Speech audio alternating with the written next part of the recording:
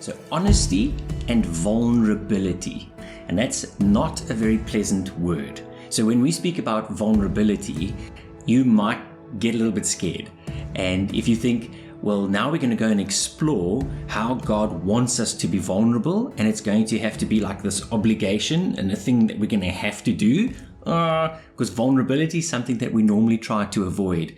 So if I had to try and sum up vulnerability, it is, if I'm vulnerable, then I'm going to have to open myself up to risk. I'm going to have to expose my emotions, and there's going to be an element of uncertainty. And that's why we shy away from it. We normally take a step back when we should be vulnerable. We're like, yeah, no, that's pretty uncomfortable. The problem with vulnerability is that it is connected to one of the things that we try to avoid at all costs, and that is shame. So if I'm vulnerable, well, what is the risk? The risk is that I could end up not being accepted. I could be shunned. I could be not loved. And that's why at almost all costs, we will try to avoid being vulnerable. But here's the problem. We are not often vulnerable enough with the people that we should be vulnerable with.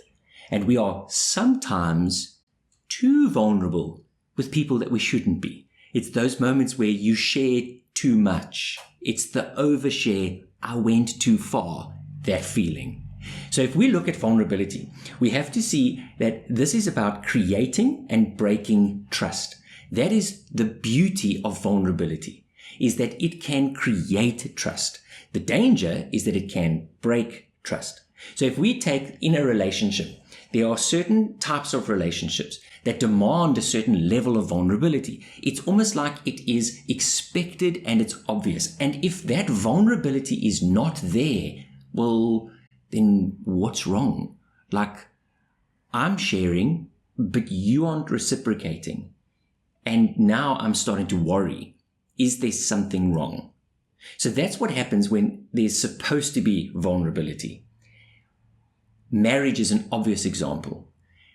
There are also friendships where you could say, well, we've been friends for 10 years. But if you've never gone deeper and if you've never opened yourself up, you might be best friends for 10 years, but you're actually more probably like best acquaintances for a really long time. Because without those levels of vulnerability, you're never going to get to the deeper connection. So what is the problem with oversharing? Well, when you share too much and you are too vulnerable when you shouldn't be, well, then you don't want to see that person again. If you've told them stuff and you leave the conversation, you feel like, oh, I don't think I should have said that. Like, now what are they going to think? You're going to analyze, you're going to replay those conversations, and at almost all costs, you're going to avoid any future contact with the person because the trust is broken, not from their side, but it's broken from your side. And that's really what we want to unpack, because we have to see that vulnerability has boundaries, and you have to know where those boundaries are, because vulnerability is not transparency.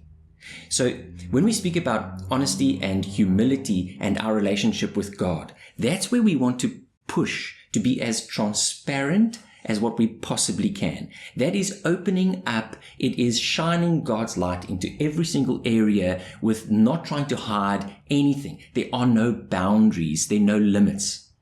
That's with God. And the reason for that is because you can't be vulnerable with God. It doesn't make sense. Because if vulnerability involves uncertainty and risk, well, in reality, that doesn't exist with God. That might be how we feel, but it's not real. There's no risk in being transparent with God. You cannot lose. There is no uncertainty when it comes to God. He only wants what is best for you. And that's why I don't like using the word vulnerability when speaking about our relationship with God.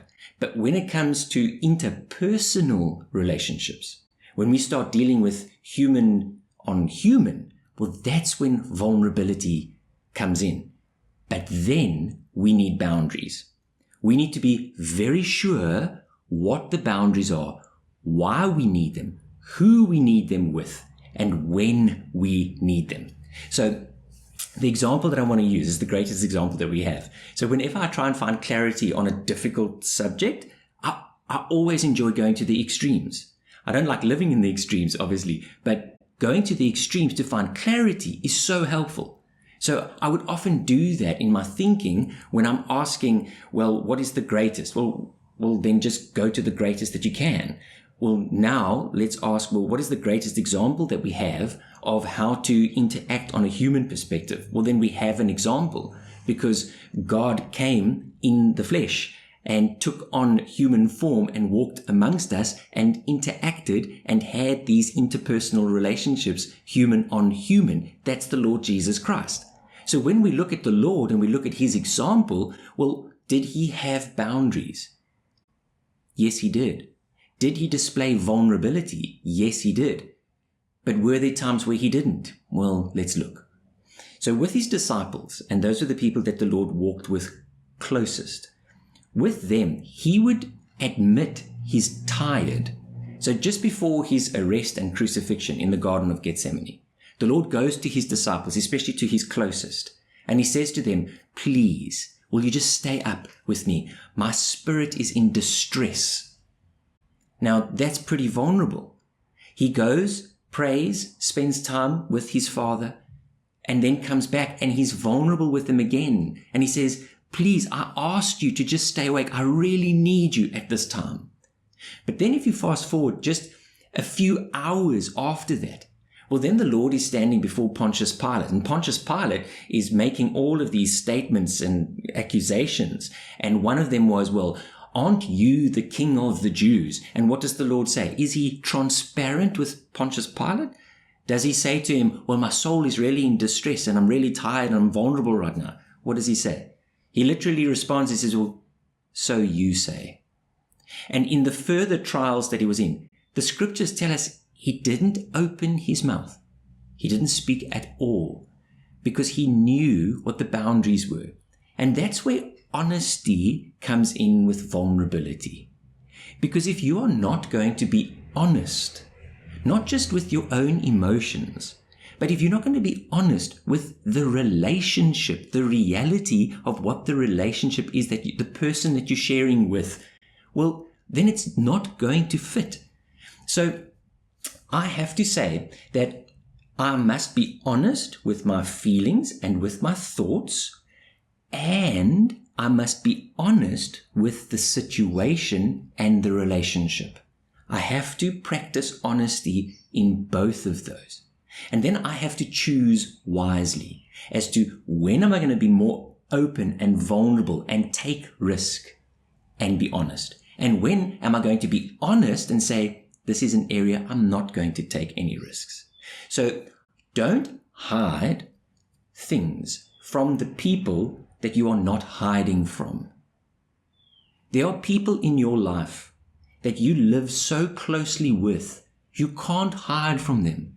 They are going to see your emotions, not once a month. They're going to see it hour by hour by hour. They're going to know that you are going through different difficulties emotionally. You can't hide that from them. So then don't hide from them. But don't reveal everything to people that you have not revealed yourself to.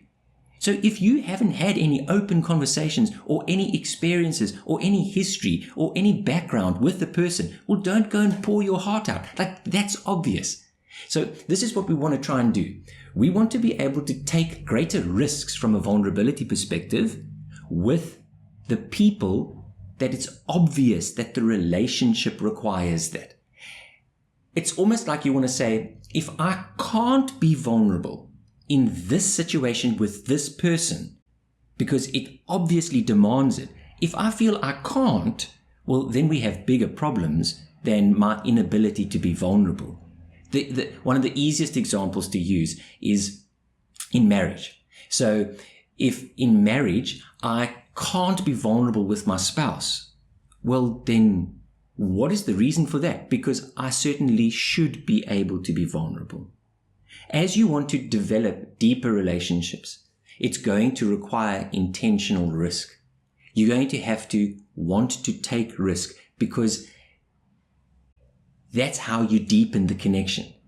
And if it doesn't work out, well, then this is not the relationship for me. So if I can do that, because that's what vulnerability does. It is a calculated risk that is going to result in growth.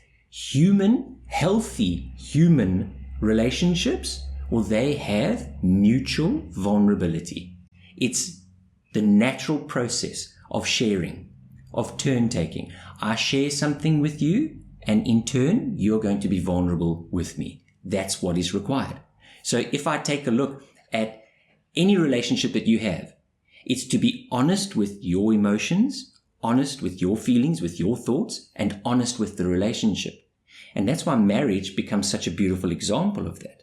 Because if I'm honest about the marriage relationship, well, that is a human bond and connection like no other. So that means that from a man's perspective, because males often struggle with being vulnerable emotionally. So, and the reason for that is the main male trigger for shame is weakness. You don't want to come across as being weak. You want to be able to say, like, I've got this. I can solve this problem. I'm strong enough to be able to handle this. So when I then have to display weakness in my emotions, well, that's when I'm going to struggle. But vulnerability is not weakness. Vulnerability is honesty, because we are not as strong as what we think we are, and we need others. So from a male perspective, that's what I'm going to have to push against, and it's not easy. It's almost like a default that I don't want to admit these things.